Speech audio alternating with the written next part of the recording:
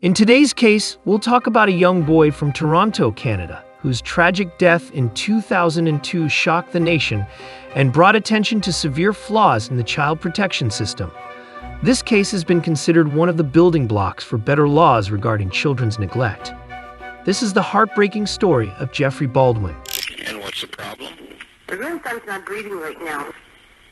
Is he able to talk or cry at all? No, Is he making any sounds at all? no, he's not. He's Yeah. very cold. The ambulance is on the way. Hey guys, welcome back to Crimeco, your go-to channel for some intriguing and incredible true crime stories. Before I continue with today's case, remember to subscribe to our channel, hit the like button, and turn on the notifications. So buckle up and get ready to go on a wild ride with us.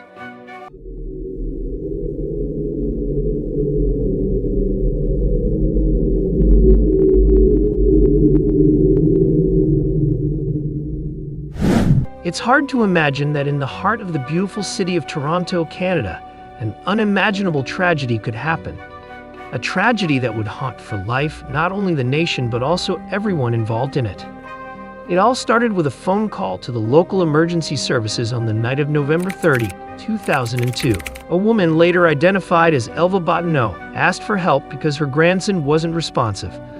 The boy in question was Jeffrey.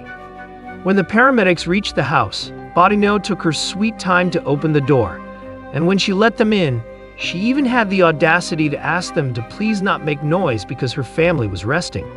Just from that statement, we could tell that she didn't consider the little Jeffrey family. Once inside, no one could believe what their eyes were witnessing. Above a dining table lay the small body of a child who was wrapped in a towel. He was cold and unresponsive, and it seemed like he had been that way for some hours. But the horror began when the paramedics unwrapped him, and years of abuse and starvation showed in his little body. They tried everything they could to revive Jeffrey after seeing the scene, but it was obvious that the young boy had long since passed away. He was taken to the nearest hospital alone, with not even his grandmother to accompany him. It would be later discovered that in his short life, Jeffrey knew nothing but loneliness and torture in that house. Before we go on, let's go back to the beginning and how everything unfolded until the sadly demise of a sweet little kid. Jeffrey was born on January 20, 1997. His parents were Yvonne Kidman and Richard Baldwin, and he had two older sisters and a younger brother, whose names had remained anonymous ever since the investigation began. It was too late to protect Jeffrey. His siblings were fortunate to go to the foster care system, and up to today, they have all thrived in their lives despite the horrible trauma they were exposed to. When Jeffrey was around 1 year old, he and his sibling were removed from their parents.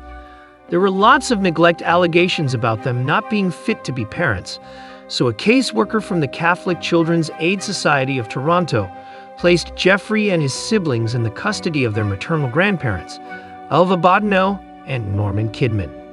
The children were supposed to be under their care for just a few months until their parents could provide better for them.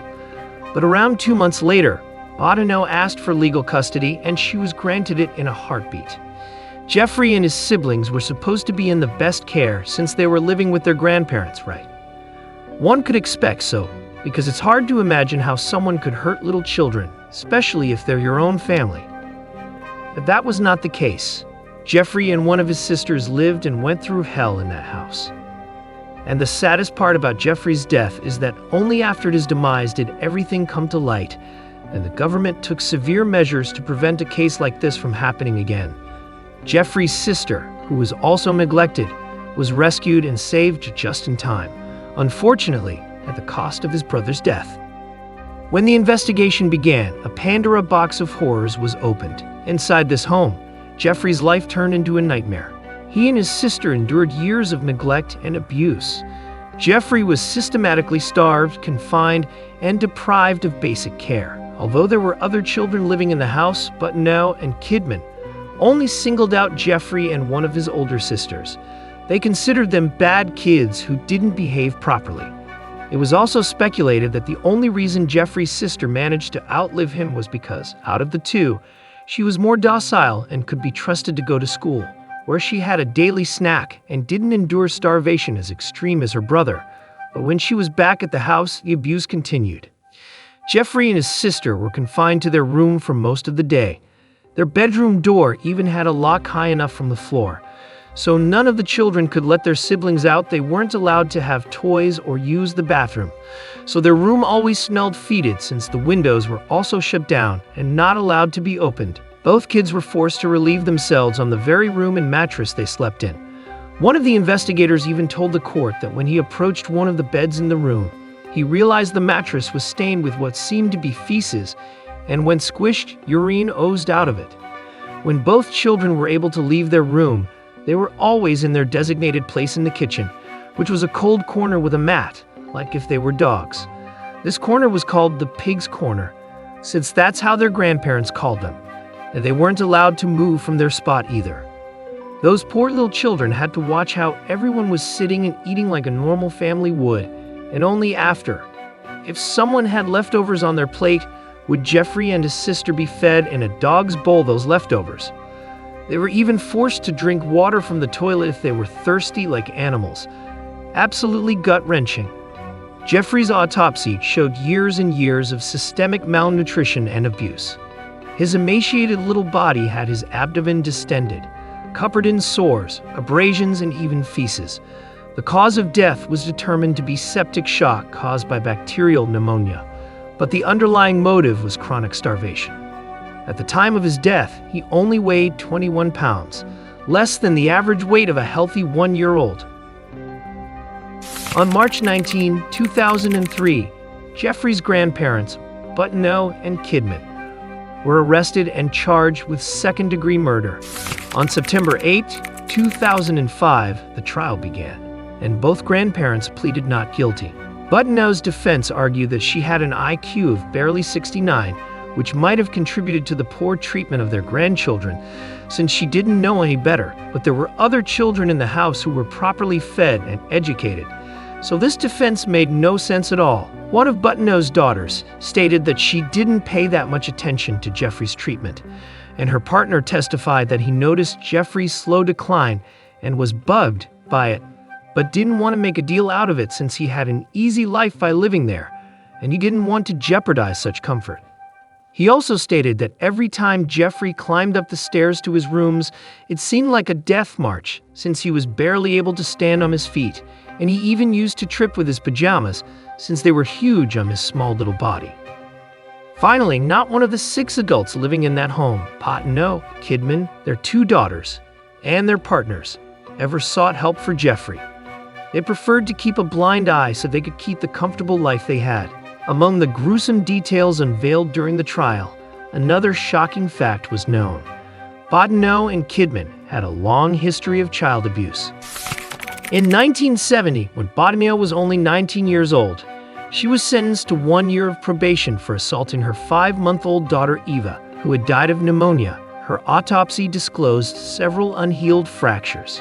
In 1978, Kidman was convicted of assaulting 2 of Buttineau's children from a previous relationship.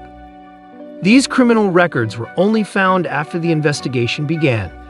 If someone from the CCA had noticed this before, they wouldn't have let the children go anywhere near their grandparents. This decision was heavily scrutinized, especially since the caseworker in charge of Jeffrey and his siblings stated that she didn't notice anything weird about Buttineau and Kidman. When questioned about those records, she only said that they didn't check records during that time unless we had protection concerns for the person, and that Buttineau had stated that she didn't want their grandchildren to go into foster care, making it obvious that a close relative should care for them. On April 7, 2006, Buttineau and Kidman were convicted of second-degree murder, and 2 months later, on June 6, they were sentenced to serve at least 22 and 20 years, respectively, of their life sentences before they could be eligible for parole. Proclaiming their innocence, both appealed the sentence in 2011, but it was dismissed in 2012. On September 9, 2013, a coroner's inquest into Jeffrey's death began in order to determine the circumstances of Jeffrey's death more clearly, and more documents and footage were released to the public. Not once in all of those years did either of Jeffrey's grandparents admit to their wrongdoings in Jeffrey's upbringing. Finally, on February 14, 2014, the jury delivered more than 100 recommendations aimed at preventing similar cases in the future. One of the strongest recommendations had to do with imposing on all citizens the duty to report if they suspect a child is being abused. With the old legislation, only professionals such as doctors, nurses, teachers, and social workers who may be involved with children and don't report such cases can be charged. Nowadays, that has changed thanks to the coroner's inquest recommendations, which were thankfully taken into consideration. This had a lot to do with the fact that several adults knew, in different degrees, that Jeffrey was being abused, but they didn't know or didn't want to get involved in such a complicated scene. This case was a catastrophic failure of the child protection system. The decision to place him with known abusers was an awful misstep from the CCAS, and the organization has made great advances to redeem themselves for it. Jeffrey's death sparked widespread outrage and led to significant changes in Ontario's child protection laws. His story serves as a painful reminder of the vulnerability of children and the crucial importance of vigilant and compassionate child welfare practices. Thanks again for joining us in this story. Before you go, let us know what you think about this incredible case in the comment section. We'll see you again in the next one.